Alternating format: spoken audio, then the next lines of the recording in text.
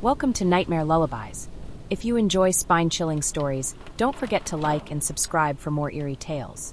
Let's dive into tonight's story. I had been single for about 6 months when I decided to jump back into the dating pool. My friends kept telling me to try dating apps, so I finally gave in. After a week of swiping and awkward chats, I matched with someone who seemed promising. Her name was Clara, and she had this bright, infectious energy about her. We exchanged messages for a few days before she suggested meeting up. She chose a restaurant by the beach. It was summer, so the air was warm, and the sound of the waves was soothing. The restaurant had an outdoor patio with string lights hanging overhead, and the whole place felt cozy and romantic. Clara was even more charming in person. We talked and laughed over appetizers, sharing stories about work, hobbies, and even bad past dates. For the first time in a long while, I felt like I could move on from my ex, who had left me a mess after a chaotic breakup. About halfway through the night, I felt this strange sensation, like someone was watching me. At first, I thought I was imagining it. I casually glanced around, trying not to look paranoid. And that's when I saw her. Sitting at a table in the corner, partially hidden behind a menu, was my ex, Sophie. My heart skipped a beat. What was she doing here? Of all the restaurants in the city, why this one? I shook it off, convincing myself it was a coincidence. I focused on Clara, determined not to let Sophie ruin my night. But as we continued talking, I couldn't help but feel uneasy. Every time I glanced over, Sophie was still there, her eyes locked on me. Things started to get even weirder when Clara ordered her meal.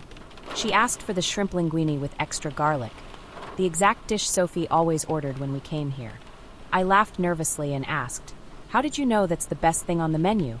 She smiled and said, "A little bird told me." Her words sent a chill down my spine, but I didn't want to seem paranoid, so I brushed it off. The conversation continued, but I couldn't shake the feeling that something was off. Clara started using phrases that Sophie used to say, little quirks and mannerisms that were too familiar. She even laughed the same way, this soft, breathy laugh that Sophie always used to do when she was trying to flirt. I excused myself to the restroom, needing a moment to clear my head. As I walked past Sophie's table, I glanced at her, hoping to confirm it really was her. But the table was empty. She was gone. My heart raced as I splashed cold water on my face in the bathroom. I tried to convince myself that I was overthinking everything. Maybe I was just projecting my memories of Sophie onto Clara. When I returned to the table, Clara was gone too. At first, I thought she might have gone to the restroom or stepped outside for a call. But then I saw it, a folded piece of paper sitting on her empty plate. With shaking hands, I unfolded it. The note was written in familiar handwriting, and all it said was, "Did you miss me?" My stomach dropped. It was Sophie's handwriting. I left the restaurant immediately, scanning the street for any sign of Clara or Sophie, but they were both gone. When I got home, I deleted the dating app and blocked the number Clara had used to text me. I've thought about that night a lot since then. Was Clara working with Sophie, or was it all just Sophie, playing some elaborate game? To this day, I don't know how she managed to pull it off. But one thing is for sure, I'll never trust a coincidence again.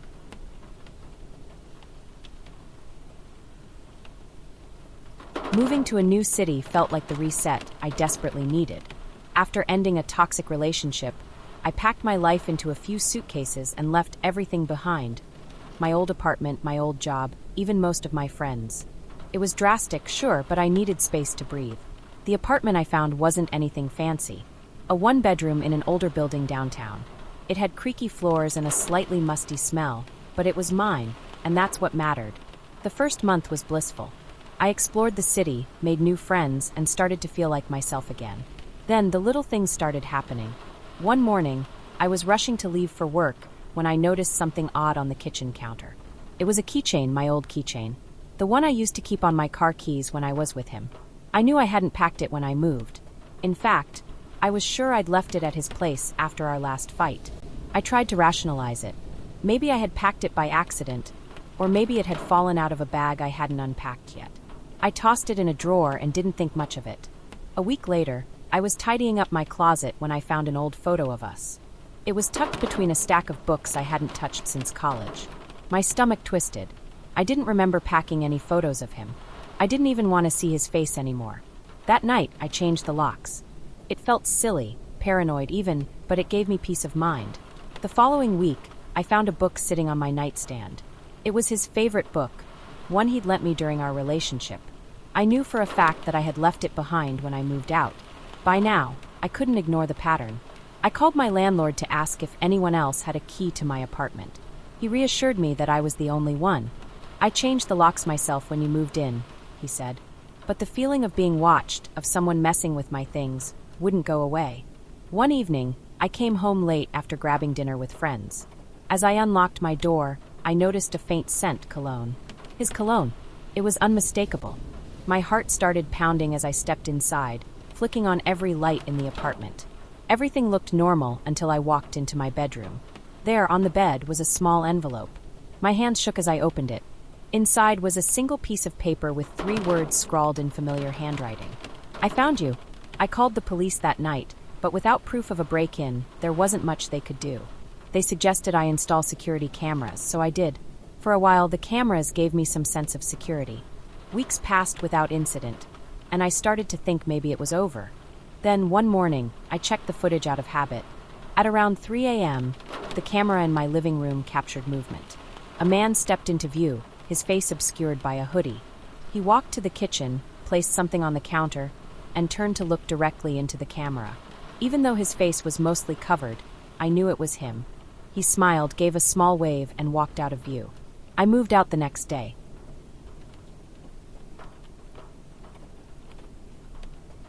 When I started university, I was ready for a fresh start. High school had been a mess, and my relationship with Ryan, if you could even call it that, had been the worst part. He was possessive, jealous, and had this way of making me feel small. Leaving for college felt like freedom. The first week of classes was a blur of new faces and introductions. I was excited to meet people and finally focus on myself. My schedule included a psychology class that met twice a week in a big lecture hall. It was one of those classes where you could easily blend into the crowd. The first few weeks went by without much drama. Then, I started noticing someone familiar in the lecture hall. 2 rows behind me, near the back of the room, was a guy who looked like Ryan. Same build, same piercing green eyes, but his hair was different, shorter, and he'd grown a beard. At first, I thought it was just a coincidence. Lots of people look alike, right? But then I noticed how often he stared at me. Every time I glanced over my shoulder, his eyes were on me. I tried to brush it off as paranoia. I told myself I was imagining things. Until he spoke. One day, during a class discussion, he raised his hand to answer a question. His voice was different, deeper, but the way he spoke was unmistakable. He used phrases Ryan used to say, even mimicked his sarcastic tone. I started to feel sick. I told myself it couldn't be him. Ryan didn't even know what university I was attending, or so I thought. Then came the personal details. In another class discussion, he mentioned a hiking trip he'd taken last summer.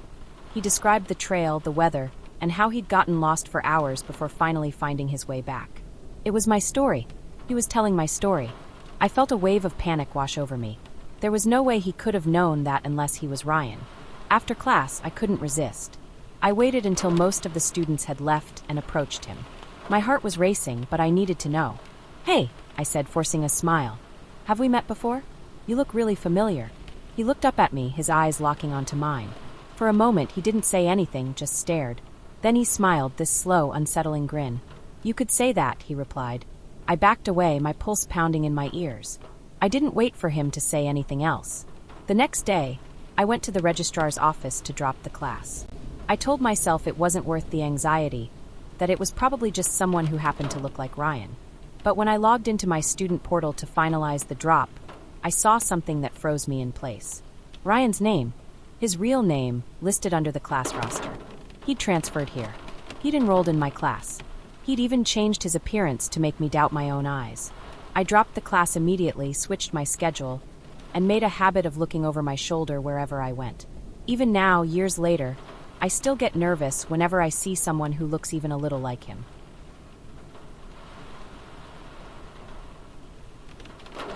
After my breakup with Ethan, I was determined to take some time for myself. So when a friend offered me her family's cabin for a solo getaway, I jumped at the chance. It was tucked away in the woods, far from cell service or city noise, and surrounded by snow-capped trees. The first couple of days were peaceful. I spent my time reading by the fireplace, sipping hot chocolate, and hiking short trails near the cabin. The isolation felt therapeutic, like I could finally clear my head. But on the third day, I noticed something strange. I'd left my boots by the front door after my morning hike. When I came back from the kitchen with a cup of tea, they were gone. At first, I thought I'd misplaced them. I searched the small cabin, but they were nowhere to be found. Eventually, I found them outside, half buried in the snow, neatly placed next to each other. It was weird, but I convinced myself I must have forgotten leaving them there. That night, as I sat by the fire, I heard a faint sound coming from outside. It was soft at first, like the crunch of snow underfoot. I froze, listening. The sound grew louder, closer. I peered out the window, but it was pitch black. The only light came from the glow of the fireplace behind me. I told myself it was probably a deer or some other animal.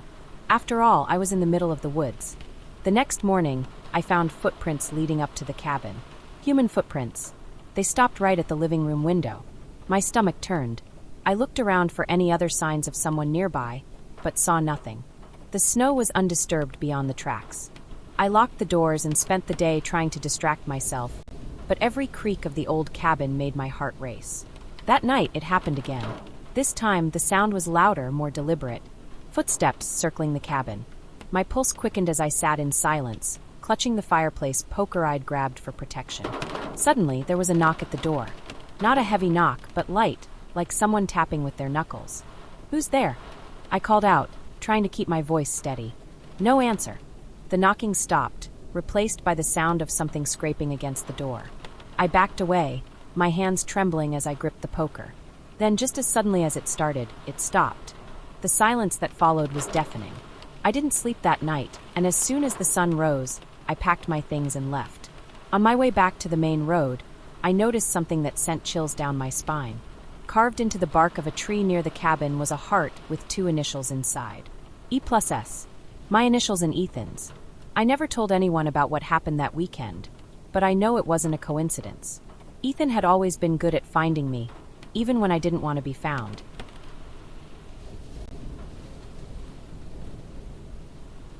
I thought moving into a new apartment would be a fresh start. The building was old but charming, with wooden floors and high ceilings. The landlord had warned me it was a bit quirky. Little drafts, odd noises, and strangely 2 front doors. The second door didn't lead anywhere. It was nailed shut and painted over, but it was a feature of every unit in the building. A relic from when the apartments used to be duplexes, the landlord explained. At first, I didn't think much of it. It was just part of the apartment's character. But after a few weeks, I started to notice things. It began subtly. I'd leave my keys on the kitchen counter and find them on the coffee table. I'd come home to find the windows open when I was sure I'd closed them. I chalked it up to forgetfulness. I was adjusting to a new place, after all. Then, one evening, I came home from work to find the second door ajar. I froze in the hallway, staring at the door that wasn't supposed to open. The nails were gone, the paint chipped around the edges. My first thought was that the landlord must have been doing maintenance. Maybe he forgot to tell me. But as I stepped closer, I realized something that made my stomach drop. The door didn't open into another part of the apartment. It opened into another hallway. A dark, narrow hallway that didn't match the layout of the building. I slammed the door shut and called the landlord. He sounded confused, even annoyed. "That door shouldn't open," he said. "I'll come by tomorrow to check it out." I didn't sleep that night. Every creak and groan of the old apartment made me jump. Around 2 a.m., I heard it, the unmistakable sound of a door handle turning. I bolted upright in bed, my heart pounding. Slowly, I crept into the living room, gripping my phone like it was a weapon. The second door was open again, and standing in the doorway was him. Ryan, my ex. The one I'd left behind when I moved to the city. He looked different. His hair was longer, and he had this wild, unhinged look in his eyes. "How did you find me?" I whispered, barely able to get the words out. He just smiled. "You made it easy," he said, stepping into the room. I backed away, my mind racing. I wanted to scream, but my voice was caught in my throat. "I told you we'd always find our way back to each other," he said, his tone calm but menacing. I don't remember much after that. Somehow, I managed to grab my keys and run out the front door.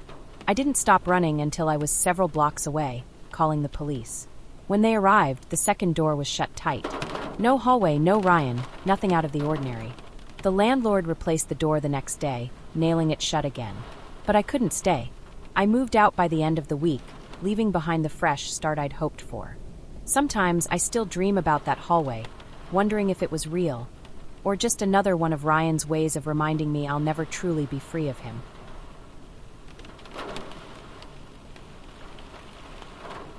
I've always loved summer barbecues. There's something about the smell of grilled food, the sound of laughter, and the warmth of the setting sun that makes everything feel right in the world. Last summer, I hosted my first barbecue at my new place. It was a modest backyard setup with string lights, a secondhand grill, and a picnic table I'd sanded and painted myself. I invited a small group of friends, just the people I trusted most. What I didn't expect was for Alex to show up. Alex was my ex. We'd broken up a year earlier after he'd become possessive and controlling. It had been a messy, painful breakup, and I hadn't spoken to him since. He wasn't invited, of course. I wasn't even sure how he knew where I lived. When I saw him standing at the gate, holding a six-pack of beer like he belonged there, my stomach dropped. "Hey," he said, flashing a grin that didn't reach his eyes. "Thought I'd drop by." I froze, unsure of what to do. My friends were scattered around the yard, chatting and laughing, oblivious to the tension at the gate. "How did you know I live here?" I asked, trying to keep my voice steady. "Mutual friends," he said with a shrug. "Word gets around." I didn't want to make a scene, so I let him in, telling myself I'd deal with it later. At first, he blended in, chatting with my friends and making jokes like he was part of the group. But as the night went on, he started to linger closer to me. Every time I moved to a different part of the yard, he followed. If I grabbed a drink, he'd be right there, offering to open it for me. When I joined a conversation, he'd slide in next to me, cutting off whoever was talking. By the time the sun set, I was on edge. Then, as I was cleaning up plates near the grill, he cornered me. "I miss this," he said, his voice low. "You me are friends. It's like old times." "Alex, you need to leave," I said firmly, trying to step around him. He grabbed my arm, not hard, but enough to make my skin crawl. "You can't just shut me out," he said, his tone shifting. "I know you still think about me." "Let go of me," I said louder this time. One of my friends noticed and came over, asking if everything was okay. Alex let go, plastering on a fake smile. "We were just catching up," he said smoothly.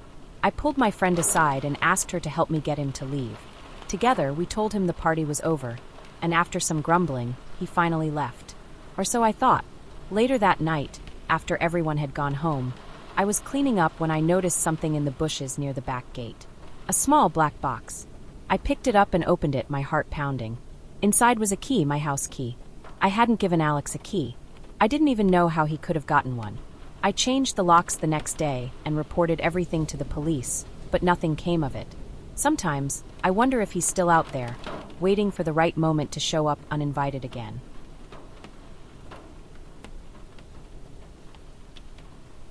I'd been looking forward to the hiking trip for weeks. The leaves were turning vibrant shades of red and gold, the air was crisp, and the trail promised incredible views of the valley below. It was supposed to be a day of solitude, a chance to clear my mind and disconnect from everything, especially from Liam, my ex. We'd broken up 6 months earlier after his temper had become too much to handle. I'd blocked his number, moved to a new apartment, and made a promise to myself to never look back. That morning, I packed a lunch, grabbed my gear, and drove out to the trailhead. It was quiet, just the way I liked it. Only a few cars were parked in the lot, and I didn't see anyone else as I started up the trail. The first couple of hours were peaceful. The crunch of leaves under my boots and the sound of birds in the trees were the only noises. I felt free for the first time in a while, but as I reached the midpoint of the trail, a small clearing with a wooden bench overlooking the valley, I noticed something that made my stomach tighten. Carved into the bench were the initials L+J, circled by a heart. My initials and Liam's. It wasn't just the carving that bothered me. It looked fresh, as if someone had done it recently. I tried to shake it off, convincing myself it was just a coincidence. There had to be a million people with those initials, right? I ate my lunch quickly and decided to head back down the trail. That's when I heard the footsteps. At first, I thought it was just another hiker, but the steps seemed to match mine. Stopping when I stopped, starting when I started. I turned around, scanning the trees, but saw no one. The feeling of being watched grew stronger with every step. My heart raced, and I picked up my pace, practically jogging down the trail. Then, as I rounded a corner, I saw him. Liam. Standing in the middle of the trail, his arms crossed, a smug grin on his face. "Fancy meeting you here," he said, as if we'd bumped into each other at the grocery store. What are you doing here? I demanded, my voice shaking. I've been keeping an eye on you, he said, taking a step closer. I knew you'd come here eventually. This was always your favorite spot, wasn't it? I backed away, my mind racing for an escape. I don't want to see you, Liam, I said. Leave me alone. You don't mean that, he replied, his tone calm but chilling. We're meant to be together. You'll see.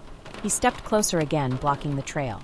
Desperate, I turned and sprinted back up the trail, my lungs burning with every breath. I didn't stop until I reached the clearing where the bench was. I pulled out my phone to call for help, but there was no signal. My hands shook as I dialed 911 anyway, hoping the call might go through. I heard footsteps again, coming up the trail behind me. But when I turned around, there was no one there. I don't know how I made it back to the parking lot without collapsing. When I finally reached my car, Liam was nowhere in sight. I reported the incident to the park rangers, but they didn't find anything unusual. No carvings, no sign of Liam, nothing. Even now, I can't bring myself to go hiking alone.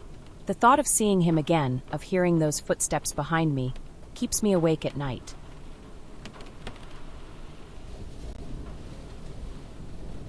A few years after graduating from college, I received an invitation to a reunion event. It seemed like a good opportunity to catch up with old friends, reminisce about the good old days, and reconnect with people I hadn't spoken to in a while. But when I saw that Amanda was going to be there, I had second thoughts. Amanda was my ex-girlfriend, and we'd had a pretty rough breakup. She was the type of person who could charm anyone. Everyone loved her at first. But over time, I realized she was controlling and manipulative. When we finally broke up, she didn't take it well.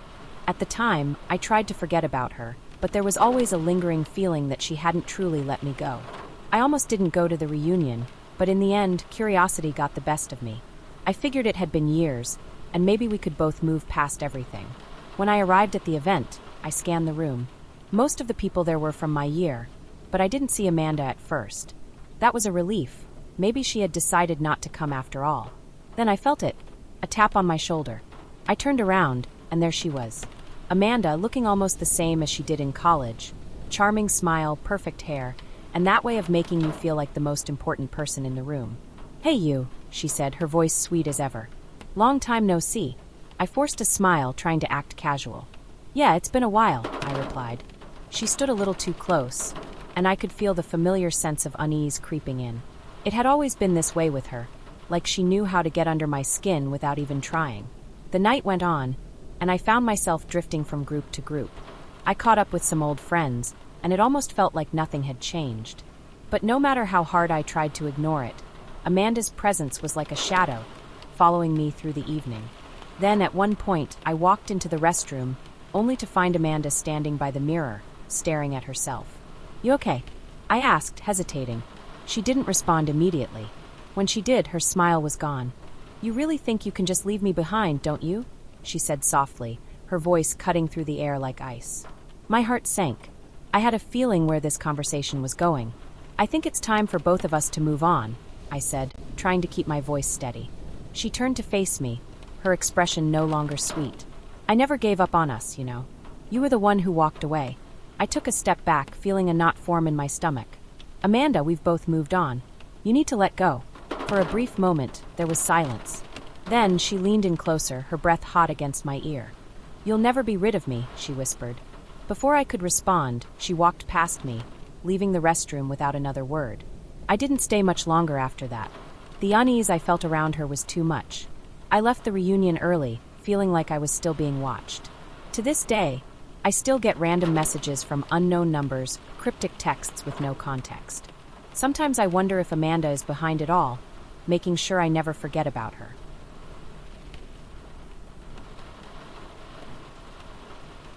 It was a Friday night, and I was exhausted. I'd had a long week at work, and all I wanted was to relax. My roommates were out, and the house was quiet. I thought about watching a movie, but it just didn't feel right. So, I decided to go for a quick coffee run at the 24-hour diner down the street. It was the perfect kind of night for a hot drink and a few moments to unwind. When I walked into the diner, the bell above the door jingled, and I took in the familiar sights, the cracked vinyl booths, the smell of brewing coffee, and the warmth of the place. I walked up to the counter, and the waitress greeted me with a smile. "What can I get for you tonight?" she asked. "I'll take a black coffee to go," I said, half distracted as I pulled out my wallet. Just as I was about to pay, I noticed him, a man sitting in the far corner booth. He was alone, just like me, but there was something about him that unsettled me. His face was partially hidden in shadow, but his eyes were locked on me, watching me with an intensity that made the hair on the back of my neck stand up. I tried to ignore him, paying for my coffee and grabbing a napkin, but as I walked to the door, I couldn't shake the feeling that he was still staring at me. I left the diner, trying to put it out of my mind. It was late, and I was tired. Maybe I was just imagining things. But when I got back to my house, I noticed something strange. The front door, which I always locked behind me, was wide open. My heart skipped a beat as I stepped inside, calling out to my roommates. No answer. The house was empty, just as I had left it, but the door was definitely open. I locked the door again, my hands trembling, and double-checked the windows. I convinced myself I was being paranoid. It was probably just a draft. I tried to shake off the uneasy feeling, but it stayed with me as I went upstairs to my room. I locked the door behind me just in case. Around midnight, I heard something that made my blood run cold. A knock at the front door. I didn't move at first, hoping it was just someone passing by. But the knock came again, louder this time. "Who is it?" I called out, my voice shaky. No answer. I grabbed my phone and dialed my roommate, but it went straight to voicemail. My pulse raced as I slowly crept downstairs, peeking through the window to see who was there. There was no one. Confused, I checked the door, making sure it was locked. That's when I noticed something that made my stomach turn. A small piece of paper was wedged between the door and the frame. I pulled it out, my hands shaking as I read the message written in sloppy handwriting. "I saw you at the diner. I'm watching you." I froze. I knew exactly who it was, the man from the diner, the one who had been staring at me. I didn't sleep that night. I kept the lights on, locked all the doors, and stayed as quiet as I could. The next morning, I went to the diner to talk to the waitress. She didn't recognize the man I described. "Sorry, hun," she said, "but I haven't seen anyone like that in here lately." The more I thought about it, the more I realized something terrifying. I had no way of knowing if the man had been real at all. What if it was all in my head? Or worse, what if he was still out there, waiting for the next time I went to the diner? I've never gone back since. And now, every time I go out at night, I can't shake the feeling that someone might be watching me, waiting in the shadows.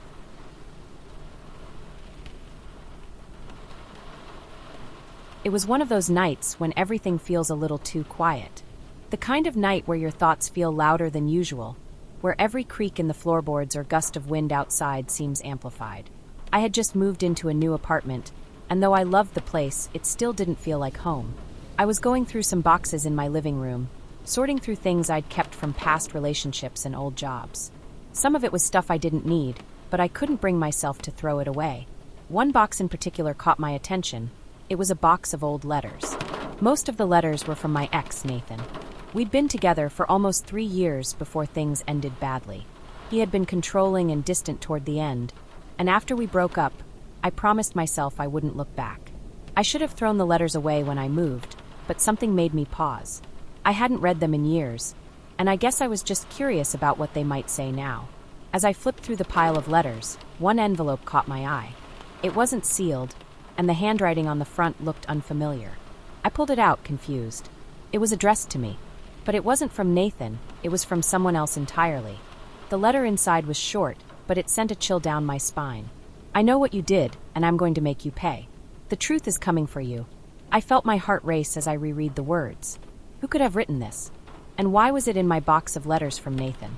I turned the envelope over, hoping to find a return address, but there was none. I checked the postmark. It was from the town I used to live in with Nathan, but it was dated months after we'd broken up. I sat there for a while, staring at the letter in my hands, feeling uneasy. The words kept echoing in my mind. "I'm going to make you pay." The next few days were a blur. I couldn't shake the feeling that someone was watching me. I couldn't focus on anything, and I kept checking over my shoulder. Was this letter from Nathan? Or was it someone else entirely? It was late one evening when things took a turn. I was sitting at my kitchen table, scrolling through my phone when I heard a soft knock at the door. I wasn't expecting anyone. I hesitated before going to the door. I looked through the peephole and saw nothing. I waited for a moment, confused, then opened the door. There was no one there. But on the doorstep, I found another letter, the same handwriting as the first. This one read, You can't run from your past. I'm closer than you think. I couldn't breathe. My hands trembled as I grabbed the letter, backing away from the door. There was no return address, no way to know who it was. But the message was clear. I was being watched, and whoever it was wasn't going to stop. After that, I took every precaution. I changed the locks, installed a security system, and even started sleeping with a baseball bat beside my bed. But every night, I would wake up convinced someone was standing outside my window. And every few days, a new letter would show up on my doorstep. The messages became more cryptic and unsettling, but they all shared one thing in common: the feeling of being hunted. I don't know who is sending these letters or why. I don't know how they know so much about me. All I know is that I'm terrified, and I don't feel safe in my own home anymore. I just hope I don't find out the hard way what they mean by "I'm closer than you think."